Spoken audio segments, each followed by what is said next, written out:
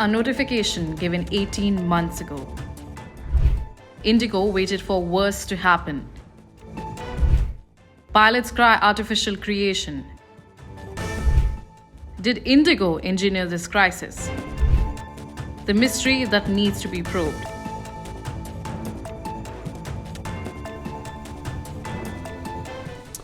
Hello, you're watching Explained by NewsX with me, Vineet Malhotra. On December 1st, the flight duty norms of the government kicked in, notified by the government 18 months ago to give ample time to the carriers to prepare.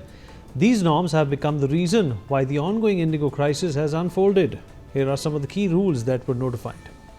Well, the Indian authorities increased the weekly rest period by 12 hours from 36 to 48 hours that the government said would help ensure sufficient time for recovery from cumulative fatigue. The rule remains in force despite the IndiGo crisis. The weekly number of landings a pilot can make from midnight and early morning has been capped at 2 from 6 earlier, a move meant to boost safety as alertness is lowest at this time. The maximum time pilots can fly in flights that stretch into the night is capped at 10 hours, and the rules consider night to be between midnight to early morning. If a pilot takes personal leave, airlines cannot count that as part of the mandated weekly rest period of 48 hours. The rest period must be on top of any leave, a practice pilots say was not followed in the past. Airlines now need to submit quarterly fatigue reports and action taken to the Indian Aviation regulator.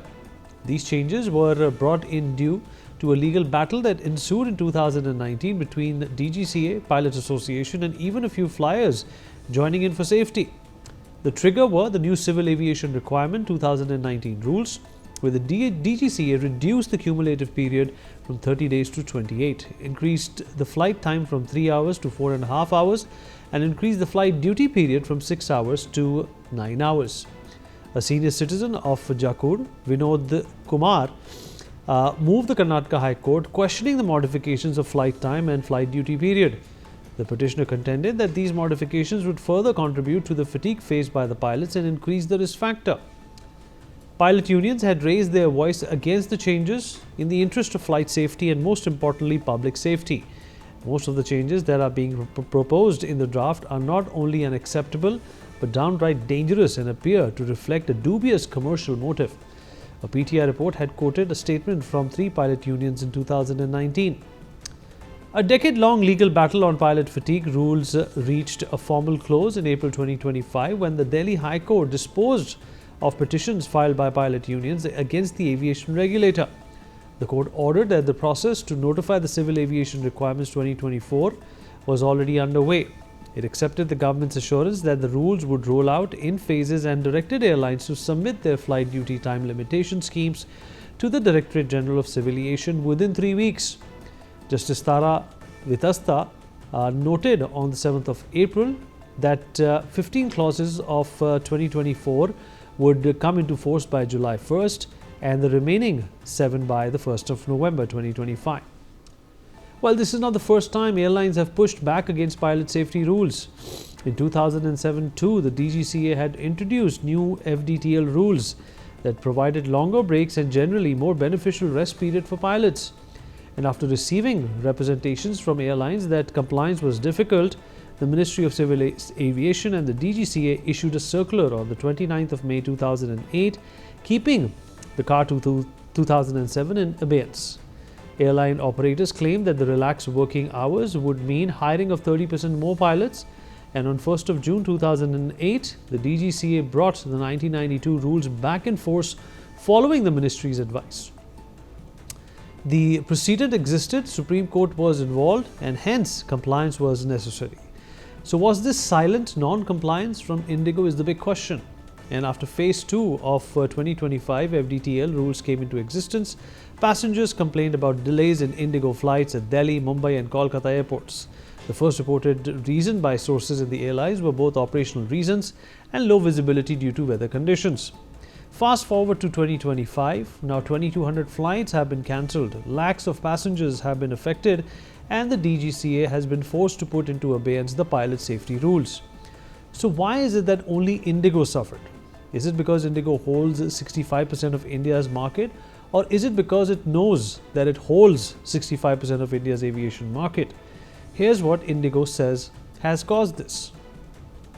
Ladies and gentlemen, I'm Peter Elbers, the CEO of IndiGo. I want to share with you that we have experienced severe operational disruptions for the past few days. Since then, the crisis continued to aggravate, with today, December 5th, being the most severely impacted day, with the number of cancellations well over 1,000, or more than half of our number of daily flights.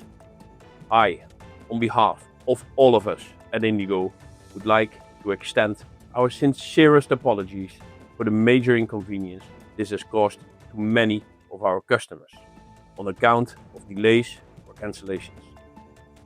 The situation is a result of various causes, yet for you as a customer, it's important how we as IndiGo address this. We have defined 3 lines of action.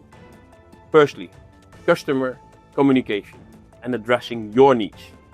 For this, messages have been sent on social media, and just now a more detailed communication with information, refunds, cancellations and other customer support measures.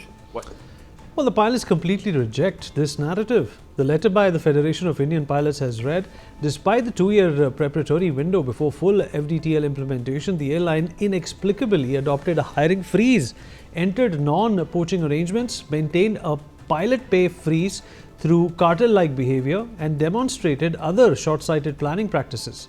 All other airlines have provisioned pilots adequately and remain largely unaffected due to timely planning and preparation.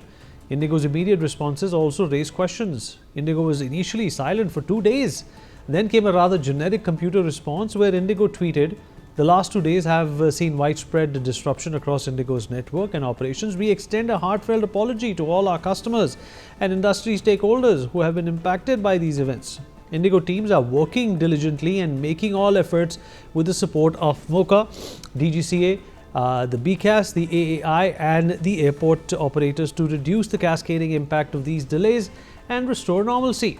Then in a detailed statement, IndiGo said today should be the day with the highest number of cancellations, as we are doing all that is necessary to reboot all our systems and schedules for progressive improvement starting tomorrow.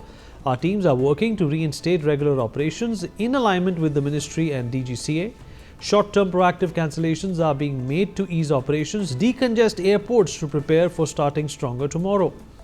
But questions have been raised against IndiGo for slot hoarding. Slot hoarding refers to a practice wherein airlines pre-book an excess of slots at the runways they operate for the takeoff and landing of their flights in order to prevent competitors from making use of them. Slot allocation is based on historical usage, known in aviation language as grandfather rights. This permits an airline to keep a specific slot for itself continuously, provided it has used the slot for at least 80% of the time in one season. The Association of Indian Pilots claims that by increasing the number of flights in their winter schedule, it has potentially hoarded premier slots which rivals would have liked and then failed to operate them satisfactorily. It suggests a misuse of the process, intentionally or not. Well, under the slot recapture policy, the DGCA has the mechanism to revoke the slots and reallocate them to other airlines. It could be done to Air India, which is in expansion phase, as well as Akasa Air, which has an excess of pilots. The association urged the DGCA to actively consider the adequacy of pilots available with an airline while granting slots and approving their schedules in the spirit of transitioning to the recent concept of fatigue risk management system. A 25-year fight monitored by courts would have made compliance necessary. Overbooking clipped the wings of other airlines, then a mere wait till the deadline sealed India's biggest aviation crisis in recent times. These are the reasons why it has been suspected that IndiGo engineered this crisis. The only way to find out would be a comprehensive probe. A notification given 18 months ago. IndiGo waited for worse to happen. Pilots cry artificial creation. Did IndiGo engineer this crisis? The mystery that needs to be probed.